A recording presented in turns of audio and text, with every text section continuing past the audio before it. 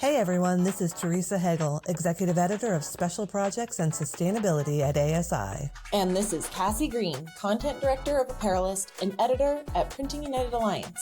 And you're listening to Branding Together, a new adventure into the converging worlds of print and promo.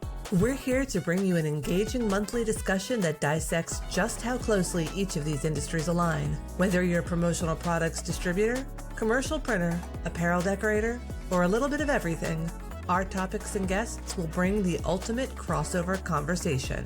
When you're ready to bring your business to the next level, get lost in this month's episode, which is set to happen in 3, 2, 1.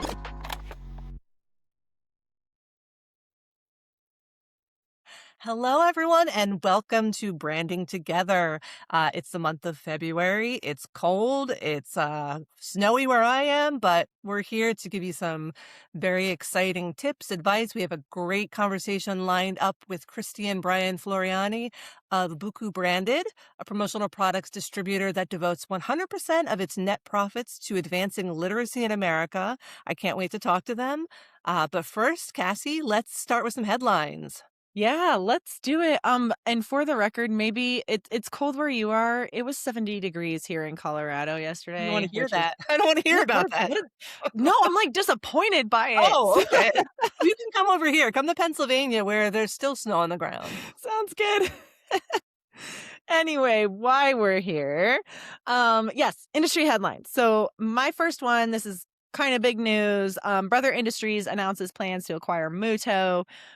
Obviously, with all the big M&A activity we've had in the industry, this is just like another piece of that cake, right? And so Brother announced on February 4th that it will launch an acquisition initiative for all outstanding shares of Muto Holdings Company Limited. The deal excludes treasury shares with the aim of converting Muto in a wholly owned subsidiary. Brother has, issued statements saying this should boost their wide format printing side of things. Brother does operate in the apparel decorating side of things pretty heavily. They've got the DTG machines, got embroidery machines, all that stuff. So this is just another way for them to sort of push into a different vertical of the printing industry. Right. For anyone listening to this, I believe maybe it was 2 years ago now, if I'm double check me on that date. Brother did make an offer for Roland DG, and that never came to fruition. Likely for the same scenario, right? To try and move into the wide format printing space. But now making plans to acquire Muto, it's definitely a developing story. Check back in. But yeah, big headline. Yeah, for sure. And I mean, I think we've alluded to this in other episodes, but it just seems like M&A is going to continue to be huge. So we're always kind of on the lookout for what the next big deal is going to be. So that's pretty interesting. Yep. So my first piece of news is actually a joint ASI PPAI study that found that promo is among the lowest carbon impact advertising channels, which is really, exciting. It's interesting because ASI and PPAI, we are competitors, but for this project, we collaborated, which I think is so important when it comes to sustainability, because the only way you're going to make any kind of progress is if the industry as a whole comes together. You have to kind of look beyond competition and cooperate on this kind of stuff to make an impact. So we're sort of modeling that for the whole industry, which I love. Essentially, this was a third-party study that was commissioned by ASI, PPAI, and some European promo partners.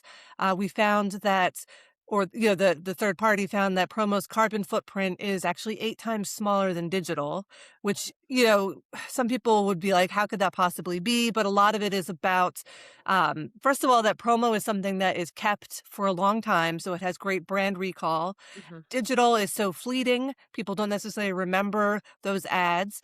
There's that hidden kind of carbon cost with, the electricity involved in, looking at it on your screens, maybe the AI that's used to create these ads, that has a huge cost. And just that there's just not that recall. Like, do you remember that 15-second thing you saw on TikTok? Probably not. So it's a really interesting study. It's still very preliminary. We're not saying this is the end all and be all of sustainability.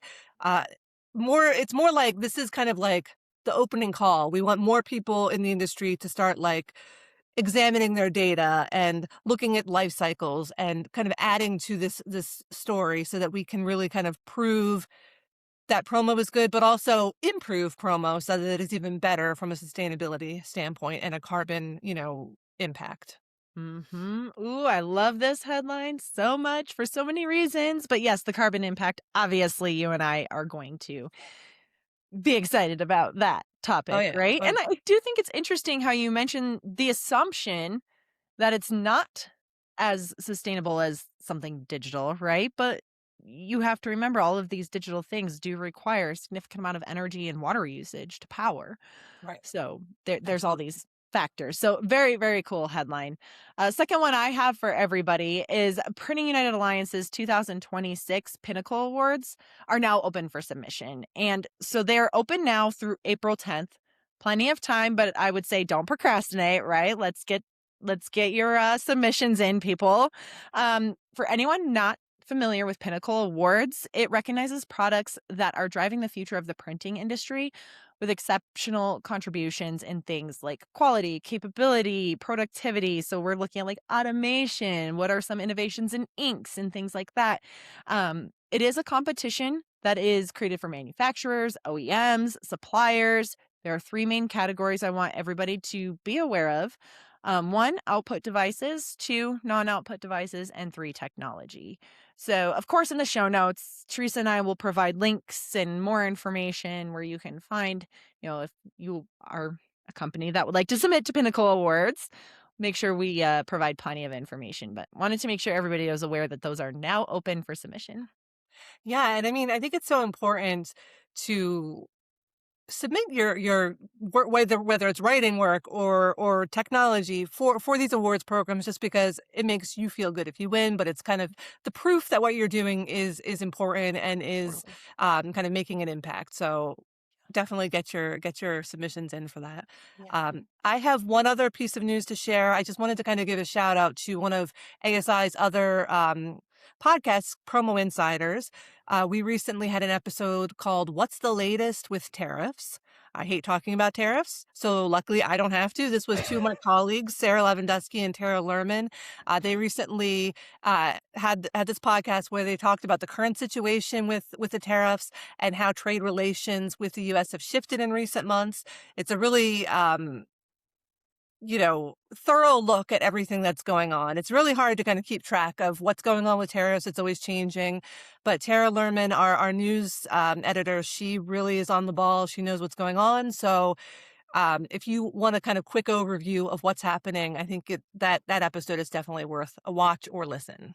Yeah. And just because we don't like talking about tariffs doesn't mean we shouldn't. No, it's important. But I'll leave that to other people who can, talk about it in a much more nuanced and smart way, and then I don't have to do it. But yes, it's important. It's Yeah. important to keep up with No, that. exactly. It is. I mean, I wrote an article for Apparelist a little bit ago that talks about why we as an industry, print and promo, need to pay attention to these global economic events and scenarios because they absolutely impact our industry. So it's crucial to pay attention to stuff like this. Yes. And if you can find a source that is able to break it down in a very Right. understandable way and apply it, directly to the industry, I think that is so helpful Yeah. because if you're just looking at a general kind of news source, they're going to look at it from like the general consumer perspective, which is important, but we need to have it from that promo and that apparel and printing lens, which is a little Yeah. bit different. Yep. Um, Yep. so before we get to our guests today, I wanted to have one little discussion. Obviously, January sort of was the kickoff of the trade show season. We had ASI Orlando, we had the PPAI Expo, Impressions Expo in Long Beach. And then, of course, outside of our industry, there were things like CES and other like big trade shows that happened. Now, obviously, the two of us were not at all of these shows, but we did go to several trade shows in January. And I thought it would be fun to sort of take a look at some of the biggest trends that we saw at the show. So I have two trends, and Cassie, I hope you have like a couple of trends to I share as do. well. Okay. Yep. So I'll start with my first one. One of the things that I saw that I think is huge is experiential marketing, live printing, the way promo can be used to, you know, be personalized and create this experience at a show. So there were things, obviously there's you can get your t-shirt printed at a show. That's been going on for a while. I think that's getting a little more sophisticated with like heat transfers, and people can actually pick the placement and which ones they want to use, as opposed to just like, oh, here's a shirt, let's, print it for you. There's a little bit more interaction involved, which I think makes it more meaningful. I also have even seen people using AI tools to kind of up the game a little bit. One supplier that I saw, which I thought was really cool, I think that they're called Swanky. They have a lot of different like live activations, but one of the things that they were doing at the show was you would get your picture taken at the beginning, then they would run it through like an AI filter to turn it into a cartoon that, because it was in Vegas, it was a Vegas themed kind of cartoon, and then they would etch that image onto a little poker chip. And then by the end of the show, you could come back and pick up your poker chip that was, branded to you. So that's such a, um, personalized experience. Why wouldn't you keep something that has your face on it? It's special. It will remind you of the event. And, people in the promo industry, obviously they get giveaways all the time. You think they get a little jaded, but people will stand in line, even in our industry, for stuff like that. Or there were opportunities to kind of create your own scent and make your own, like, friendship bracelets. There's so, like, it's so far beyond just, printing something on a shirt. There's so many different ways to make these experiences personalized, special, interactive, which elevates whatever the promo is that people get at the end. Yeah, and I see this everywhere at all the shows now, but just in everything, any kind of event. I think back to when I even did FESPA last year. Ink cups had a really cool way where you could customize your own coffee cup and things like that. At imprinted at Impressions, excuse me, in Long Beach this year. Jerseys did a really cool activation where they kind of created you as like a superhero kind of character and then printed you a cool little card. And I also even think, Teresa, about like our branding together project that we did. It's not about creating, like you said, a t-shirt that everybody else has. It's about creating this personalized experience. And I think the focus on experience is so important these days. Cool trend. Definitely something we're seeing on the printing side as well.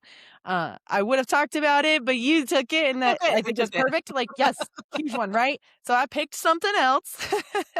My first one is automation. And we're just seeing that being pushed heavily across the printing industry, whether that's automation in the upfront sales process, whether that's automation in the workflow and production process, in the software, in the way your team communicates internally, in the way that you ship things and all that stuff. It's being driven by a need for faster turn times. It's being driven by, these challenges that keep persisting in labor and all those things that sort of hit the printing industry. One of the machines that I saw at Impressions Long Beach this year, the new Epson printer, it's got the DTF rolls. It can print one large roll of transfers, or it can print two. The cool thing about that is it can print lots of different things in a fast amount of time that are custom, going back to what you were saying. Mm-hmm. And the team at Epson was talking about how you don't really need to sit there and babysit the printer. It will pretty much just press and go. And so that's where we're really seeing a lot of the industry heading right now, is just heavy emphasis on automation, efficiency, using AI, like you said. How are we using AI as a tool, not a replacement, but a tool to be more efficient printers, be more efficient production managers, be more efficient salespeople, all of that stuff. It's all tied together, and you're just seeing tons of that everywhere right now in the industry. Oh yeah. Yeah. No, that's totally true. So I have one other trend, and that is mini versions of regular products. And it goes back to ASI's product of the year for last year, which was kind of like personalized accessories, all those little like things that people add to, you know, their like a straw topper, or something that you like clip on your backpack or your purse, like the Labubus, all that ridiculous stuff. So one of the things I saw at the show were so there'd be like a boat tote, like regular size, and next to it, like a tiny little miniature version of it that you could clip onto the boat tote. Or, I think there was like a hydro flask, but it was like tiny, tiny, like little, like, shot glass sized almost, but the double walled tumbler that, you're used to seeing, but in just like a miniature version. And I think it's fun, it's unexpected, it's cute. That cuteness factor maybe is not the most useful stuff, but people do love the ability to personalize things. And, isn't it fun to be able to like clip that miniature, backpack version onto your regular size backpack? And it's just like a nice, fun trend. I think that I don't know how long it's gonna last, but I definitely, saw many different versions of it on the show floor. I like it. Hey, maybe in the mini backpack you could put our little rubber duck friends to carry around Oh, with us. yeah. Let's carry Love on the it. theme of rubber ducks this year. Yes, we But I don't do wanna let like that it. go. Um, the second trend that I really want to talk about is actionable sustainability. So Mm. I feel like for the last few years, there was a lot of talk about it. There was a lot of discussion. Okay, yes, it's a good thing. A lot of wondering what to do, which direction to go. But what I really saw to kick off 2026 is so much action. We are starting to see lots of legislation get passed, obviously with Europe leading the charge. But now we're starting to see it quite a bit here in the States with a lot of different, you know, EPR laws going into effect, PFAS laws, all of those things. Most of the people I've had discussions with to open up 2026 is people are now willing to pay, right? I think that the consumer is really tired of receiving products that are low quality, fall apart, don't fit, don't look good, don't match what they ordered. They're finally tired enough of all of that to where they're willing to pay the money for a more premium product. And we're seeing that everywhere, especially on the apparel side, since that's where I primarily operate. We are seeing this almost forced level of elevation to where manufacturers now have to offer premium products Mhm. because that's what everybody is looking for. And they're now willing to pay for it. And now people are paying attention. What's being added to the garment? What's the recyclability of it? What's the reusability of it? Is it going to last for years and years and years to come? These are the conversations that are actually happening. The end consumer, the end buyer, end user, whatever you want to call them, wants it now. And they are Yeah. willing to pay now. So it is And they're getting more sophisticated. They're starting to right. know what questions to ask. Exactly. Yeah, And that's a big change. right. And having those conversations now is really important with your customer. Like saying, Yeah. hey, look, yeah, you could buy this for 50 cents less. It's not going to last as long. And the print's not going to look as good, frankly.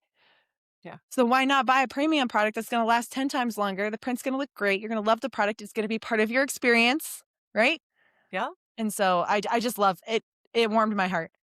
Yes, I think that's awesome. I love to hear it. And I love to see that in action. So that's wonderful. Yeah. Those are some, I mean, obviously there's tons more trends that we're not talking about, but I think those are some of the big things that we're seeing already. But now without further ado, let's transition to talking to our guests, Christy and Brian Floriani of BUKU Branded. Want to level up your skills or empower your workforce? Meet iLearning Plus, the online education platform powered by our parent organization, Printing United Alliance. With on-demand courses and certifications, iLearning Plus helps print professionals stay ahead of industry trends, sharpen their expertise, and grow their careers. Whether you're elevating your skills or training your team, we've got the resources to keep you competitive. Printing United Alliance members save 20% on all courses and certifications. So get started today at ilearningplus.org and build a stronger future in print. Well, I'm so excited today that we have Christy and Brian Floriani of BUKU Branded joining us. Thanks so much for being here. Thanks for having us.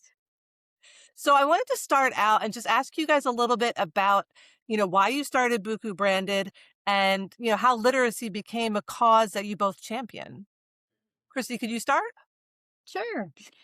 Literacy runs deep for me. I've been in social work for over 3 decades and worked with families in low resource and low income communities, and time after time, family after family.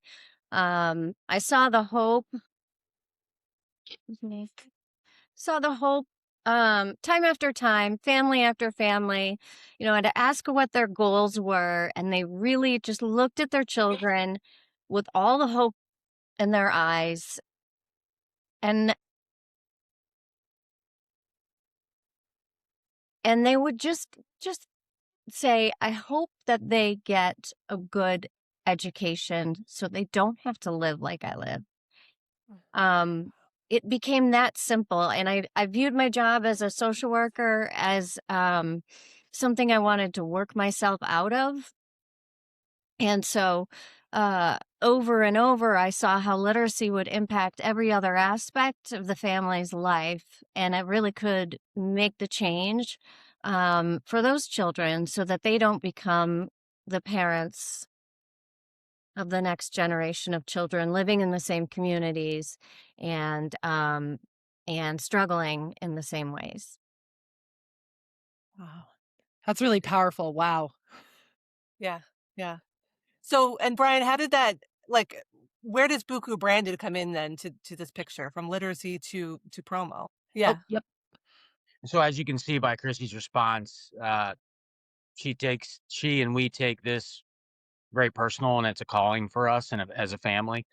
Um, where it started for me was had some loss in my family about 20 years ago, and I was in a completely different business, and really had different vision for my life, and had some loss, and it really made me think about what I wanted my life to represent. And the original thought was to be an elementary school teacher, so I spent a couple years in an under-resourced school because that's where I thought I wanted to be, and saw an opportunity to solve a very solvable problem, and that's the lack of book ownership in um, under-resourced homes in America. Research has proven that it's critical to reading readiness and reading proficiency, yet 61% of low-income households in America have zero books in them. And I thought, well, here's a variable that's very solvable. We can't solve them all: where you're born, who you're born to, educational level of your parents, but book ownership should never be a reason in America why we don't have reading ready children or reading proficient children. So I looked around at some of the models that were out there, and I was looking for models that were effective, efficient, scalable, and sustainable. And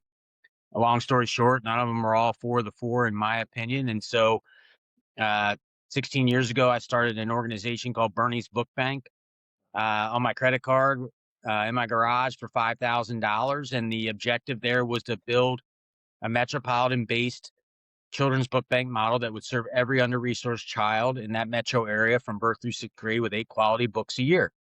And that journey has gone very, very well. And excited to say that we have begun expansion. We're serving 315,000 children in Chicagoland, now serving 20,000 in Milwaukee, and with incredible support up there, have launched in the Sun Coast of Florida, which will be North Tampa down to Naples, and looking for our fourth um, market to enter into, building a national team. And our next goal at the book bank, anyway, is to serve 20 million children annually by 2045. And so, how do we get to BUKU? Well, I think we've done a pretty good job, relatively speaking, at raising money at Bernie's Book Bank, but I think it's going to get harder for many reasons to raise money in a traditional philanthropic setting as we move forward, which I won't bore you with on why, but I think that's the case. At the same time, I think the consumer has become a lot more conscious. Where is it made? How is it made? Who does it benefit? And we see proofs of concept in Newman's Own and Bombas Socks and Tom's Shoes. And, at the book bank, we have thousands of visitors there every year to volunteer, and a lot of corporate groups. And you'd see the corporate groups come in with their company swag. And if you start really paying attention, you see branded products everywhere. And it's whether it's school uniforms or whether it's company swag or whatever. And then as you dig in, you realize it's a $27 billion industry. And I thought, well, there needs to be a way to work ourselves up the financial food chain just a little bit, because in philanthropy, you're kind of waiting at the bottom. And so we were looking for an opportunity to tap into already budgeted dollars? And how could we do that in a way that would elevate the promotional product space, but also elevate um, whatever organization we're working for, whether it's a corporation, their corporate social responsibility platform, whether it's a school district, and how to just be more responsible, more community minded. Um, and so we launched BUKU Branded. It's a great business. Our business, a lot of great people working in the business. Um, and there's a ton of opportunity. And for the most part, margins are pretty high. And so, if you scale a business in the promotional product space, you really have the opportunity to give a ton back if you've made the commitment that we have. In just a few years, we've already given back $115,000. But our goal is really to write checks with 2 commas in them. And so that's what we're going to do. And just grateful for the opportunity to talk to you all today and tell you a little bit about what we're up to. Wow. Yeah, those numbers are mind blowing. And, kind of talking about that business model that you just described, because, right, this is a business model. BUKU Branded is a very interesting one. And, to kind of look into that a little bit deeper, giving back 100% of net profits to investing in this, literary and literacy in America, I think is really unbelievable. But I just have to ask, I mean, Christy, how does the model work? Because as Brian just described, it can be kind of challenging. So can you kind of like walk us through what that looks like and how you choose beneficiaries and all that good stuff? Christy, you want me to take this, or do you want Yeah, to grab? take the how we choose beneficiaries. Yeah. Okay. Um, so what we're looking for are organizations that are biased to action, that want to scale, that have a proven model. I mean, similar to the book bank, I guess, that, we've had a positive response to a randomized control trial, and we have an ambition um, to serve millions of children. I think we're also looking for organizations that operate like a business and think like a brand. Um, Organizations that pay their employees consistent with how passionate they say they are about their mission. I mean, we're looking for winners, and I believe that the solutions for our literacy crisis, which there is one, 32 million Americans 32 million Americans cannot read, and I think the solutions for um, our literacy crisis already exist. They just need to fuel to scale. And I guess that's the one other thing we're looking for is we're looking for organizations that are on the prevention side of things, not the intervention side of things. And so getting to children early, because we all know that prevention is a lot more successful than intervention, or a lot more likely to succeed. So sorry, Christy, I'll hand you off of how it works. All good. No, I mean, we have the advantage of both of us coming from different facets of the field of literacy and having, 2 perspectives that, run deep. And we chose we choose beneficiaries that are going to resonate also with the people we're talking with. So we're talking about beneficiaries that are national. Every time I mention Little Free Libraries, for example, I get smiles like that. Yeah, yeah. It makes it so easy to give 100% net profits away when as a social worker, I never could have written a check or many checks for $115,000 over many years. So just to be able to, build our model, it's a model. It's successful. It's been proven. That's simple math.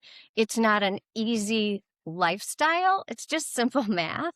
But you're talking to a social worker. My income has never been my first priority. Brian's the same. We run on different fuel. So our model it's easy and it's rewarding. It's intrinsically rewarding for the people that we share it with, the people that are our clients, our customers, our partners, and our beneficiaries.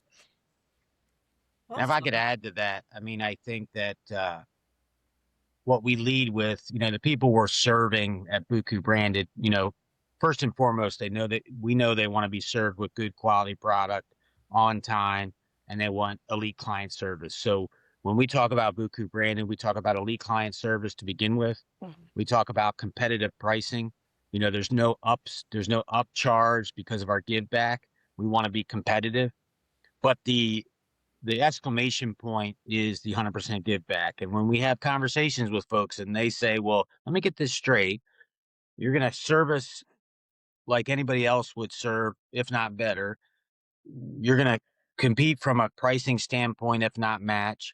And then you're going to give all the net profits back to literacy. And we say, yes, that's the whole point of the business. And they say, well, why wouldn't we do that? And our response is, we don't know. Why wouldn't you do that? So, it's kind of a no brainer. And, we run a business just like any other business. I mean, people get paid and we have expenses, but we built this business for one reason, and that's to provide fuel for the cause of literacy. And so, as Christy alluded to, literacy is our lifestyle, literacy is our jam, and that's in our calling as a family. That's awesome. So I think we kind of touched on this a little bit already, but I'd love to dive a little bit deeper into, why the promotional products industry in particular is such a good vehicle for give back programs and purpose-driven companies like yours. Yeah. Well, I think I'm preaching to the choir, but sometimes that's fun because you get an amen from time to time. But it's a business you can scale. We're promotional products company for the most part are brokers, and you can scale with limited headcount. And so it wasn't that this is a business I've always dreamed of. I kind of fell into the promotional product space somewhat from my experience with Bernie's Book Bank. But it's been a great business because everybody's buying it. And I never necessarily wanted to sell promotional products, but if people are buying it, I'll sell it for the benefit of literacy. So um, it's been a great choice for us, and we're really loving it. We're just service minded, and so we love serving people, whether it's giving money to literacy or whether it's serving people and making their dreams or their visions come through for their businesses. Yeah. This is also really compatible with our mission. If you think about schools, colleges, campuses, and as Brian mentioned, businesses with their corporate social responsibility, demands from their stakeholders, it's a win-win. So we considered other opportunities like a lifestyle brand or consumer packaged goods, but this gets right at the target market where the money is being spent, the budget is big, and the impact then will be the biggest. So, Yeah, well said.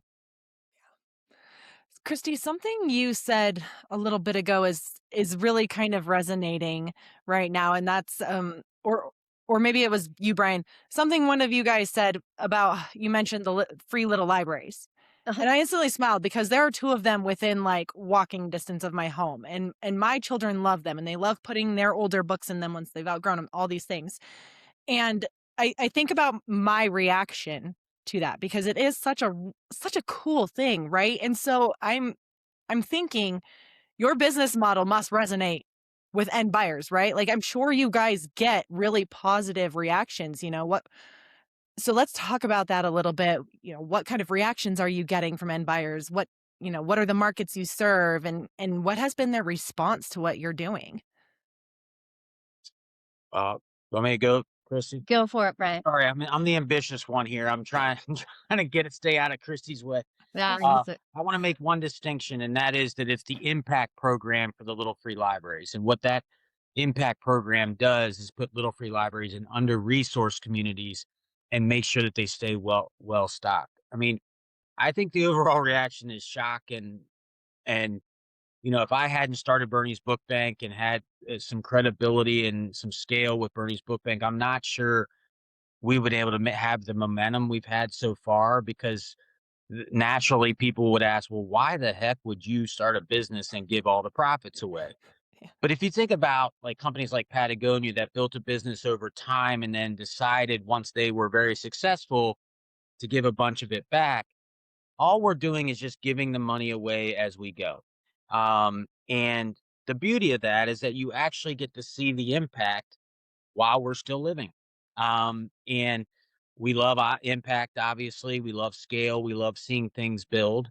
Um, but I think that people are shocked by it. And it's shocked so much that it's kind of hard for them to believe. Mhm. And so I think you just have to keep that messaging in front of people on how much you've given back, who you're supporting, sharing stories from those organizations on how we're impacting, because it's all a circle, and it is a win-win-win. And where we've seen it be very effective is when the companies specifically start to share internally and externally that they work with BUKU Branded, because it's a feather in their cap that they really aren't paying for. I mean, they're already getting what they want from a marketing perspective, but the plus on top of that is the impact in the community, with already budgeted marketing dollars. And so I'd say shock is one. Hmm. Um, but they're also, I know in the conversations I have, every time we talk about a new order, a new product, a new project they have coming up, they do it with a smile on their face because they know that they're gonna get what they want, but they're also having an impact. Mhm. Yeah, and I'll just add to that, when we're cultivating relationships, across industries, networking groups, relationships, in any kind of way.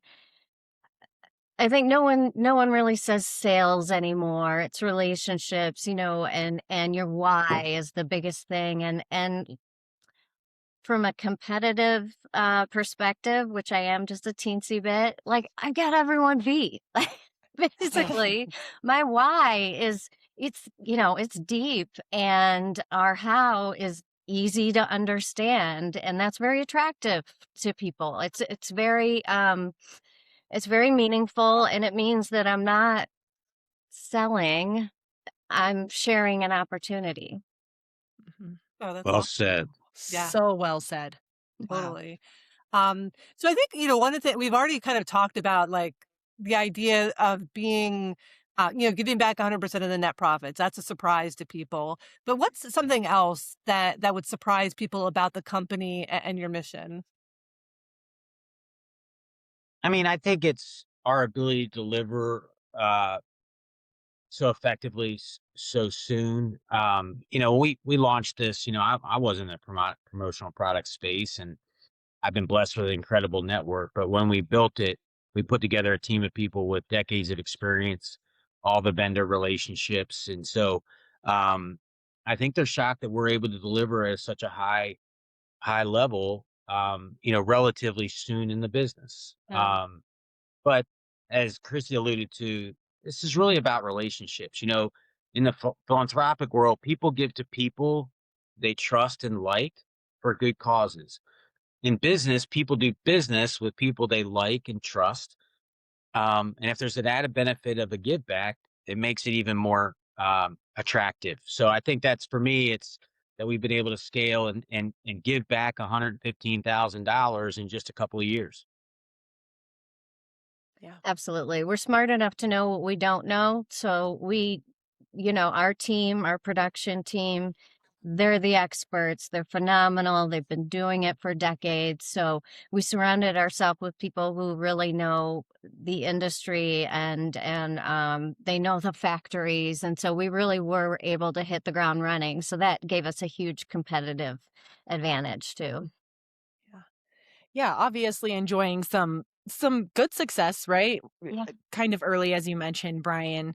All that being said, now, what are your goals for 2026 and maybe even the next 2 to 3 years? Yeah, I think our goal for this year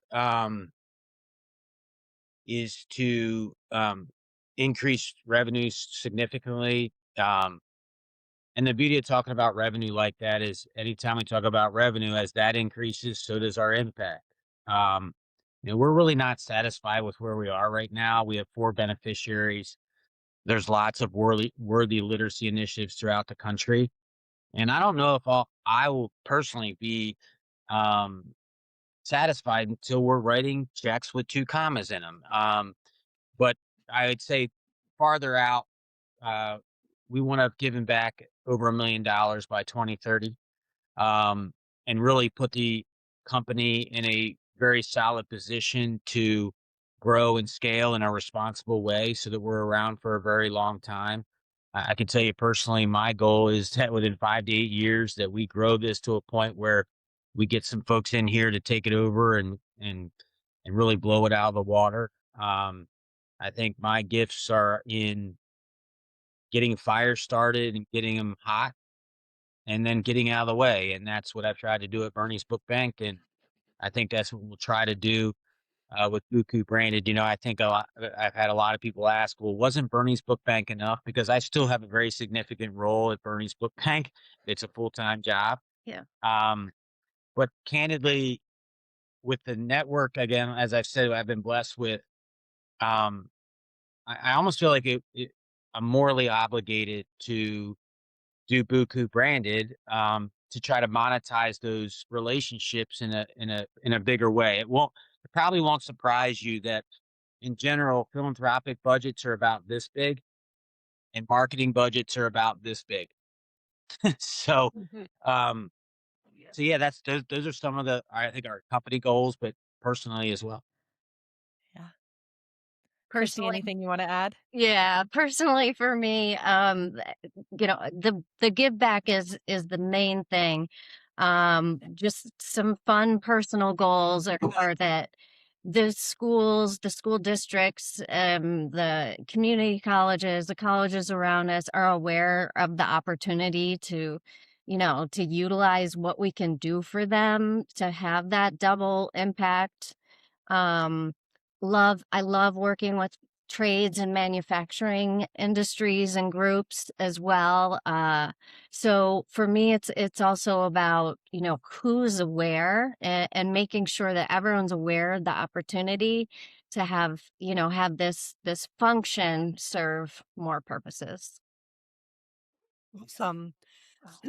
So, I mean, this has been a really great conversation. I love what you guys are doing. You had some really insightful, smart things to say. But to end things, Cassie and I always like to have kind of a fun question. So I thought I would make it sort of literary themed. Um, the question is, if you guys could spend a week in a fictional world, whether it's a book, a movie, or a TV show, what would it be and why? And you both have to answer. So who wants to start? Go ahead, Chrissy. Okay. There's a million directions that I go in terms of this fantasy, but one of my little fantasies is to be able to sit around a writer's table at like 30 Rock or Saturday Night Live and just see all the magic happening from these creatives. So I'd love that. That'd be a fun one. Nice. Oh, that's awesome. Yeah, I don't know how I beat that answer. This is gonna sound coy, but one would be to watch my wife do that. Because to be honest with you, I wasn't much of a TV watcher when we met, and she's really exposed me to the art form that is writing and producing shows like that. I grew up watching Cheers and what have you, and it was funny, but I really never thought that like somebody had to write that. And how many times did it take um to actually get that right? And so I mean, I guess if I had one, I think it would be a movie or a TV show that would inspire people to think less about being successful Mm, and think more about how to be significant. Mm. Because I think, especially in our country, we it's inherent success, success, success, success, success. And success is about our accomplishments. But there's nothing better than significance, which is the success of other people. nice. And I think if it's not obvious by now, I think that's what Christy and I have both been called to do. And it runs deep because both of our families have deep immigrant roots. And for me, my grandfather came on a boat from Italy. My grandmother came on a boat from Poland. And They ended up outside of Pittsburgh, Pennsylvania, which meant my grandfather was a coal miner for 51 years, and my dad didn't have running water till he went to college. And it's been literacy. It's been literacy that has changed my life or in my family, the way we live in one generation. And that's possible for everyone in this country if they're provided the opportunity to be reading ready but before they enter school and being reading proficient by third grade. We don't just need readers. We need people that love to read. Absolutely. It's about reading and loving to read. Yeah. Wow. You can't top either of those answers. Wow. Yeah, All those are right. both awesome. Show's over. Let's end on that. Wow. Wait, you guys aren't going to tell us? Yeah, you got to tell us now. Oh, we have to. We never participate. We make you guys do the hard work. And Well, then today's different. listen. I see how that goes. Okay. What's your favorite show, Teresa? Oh, my favorite show. I actually really like. There's a show called Community. Have you ever heard of it? It was I love that show. Oh my gosh, yeah. My daughter and I, like, every Christmas we watch the Christmas episodes from that sitcom, and I still like rewatch them. I just think it's very clever, It is.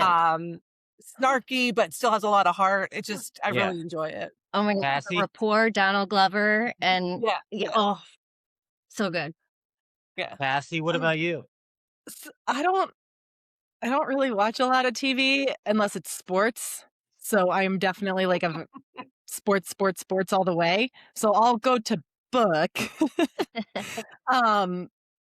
I tend to live in fantasy book world and definitely like Lord of the Rings trilogy. If I could live in Hobbit Town, like chef's kiss.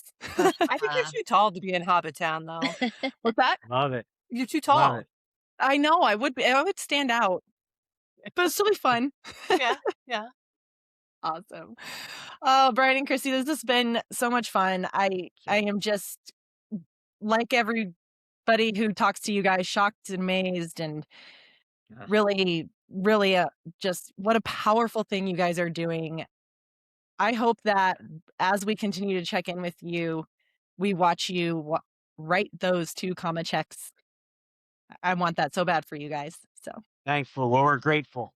Yeah. We're grateful. Thank you for having us. Truly, and keep us accountable. Yep. we'll check in. We'll have our listeners check in. Yes, Awesome. absolutely. Perfect. Awesome. Great. All right. That was such a great conversation with Christy and Brian. But now let's end the episode with some fun. Since this episode is all about promoting literacy and I am an official card-carrying book nerd, I thought it'd be fun to give our, some favorite authors, book characters, kind of a print and promo spin. So we're going to go back and forth quickly, give a character or an author, and then a t-shirt slogan or their favorite promo product. So I will go first. Jane Austen, t-shirt slogan, I judge you quietly. Yeah, it's fire. I'd wear it. Mine, I'm starting with an author, J.R.R. Tolkien, Lord of the Rings trilogy. I'm going with promo product. He will have a Hobbit-size second breakfast snack pack. Love it. Love it. All right. My next one, Stephen King.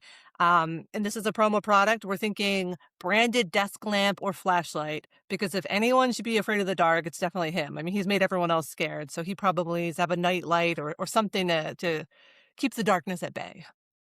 Absolutely. My second one is a character, Violet Sorengale from the Empyrean series. I picked a promo product for her as well. It's bracelets that say still not dead, because she just will not die despite best efforts. I love that. All right. So my next one is actually a poet, Emily Dickinson, and it's another t-shirt slogan. Sorry I missed your party. And then in parentheses, I was avoiding humanity, which I think I would wear that too, actually. Same. My third selection is an author, Amy Tan. She wrote Valley of Amazement, Ooh, among I love other her. things. Love her. I chose t-shirt slogan. The slogan is, this book will emotionally destroy you, in parentheses, lovingly. I love that. That's amazing. All right. Next one. Got to go with a classic, William Shakespeare. T-shirt slogan again, to brunch or not to brunch. And then you can pair it with a branded wine glass or mimosa glass, or, I guess it's a champagne glass, but, 4 mimosas. Something good and brunch themed. I think you could go with a whole brunch themed package. Perfect. Yep. Fourth one, I picked a character, Kaya Clark from Where the Crawdads Sing. I picked promotional product for her, pressed wildflower bookmarks. Oh, I love that. Very nice. All right. So my last one, and I don't want to butcher his name, but Fyodor Dostoevsky. I'm actually listening to the Brothers Karamazov right now. It's very long, and I have it at like 2 times speed, but it's great. It's great. But it's another t-shirt slogan, ask me about my inner turmoil. I love it. These are also so golden. My final one is also a poet, Robert Frost. Nice. I've got the t-shirt slogan. I took the road less traveled and complained about it. Yes, I love it. I love it. These are all great. I think I would buy all of them. 100% across the board. Well, this was fun. I am also a card-carrying book nerd, so thanks for doing this. All right. Well, that is our show. I can't wait to see everyone next month, and I'm sure we'll have a great guest lined up and fun topics. So join us then.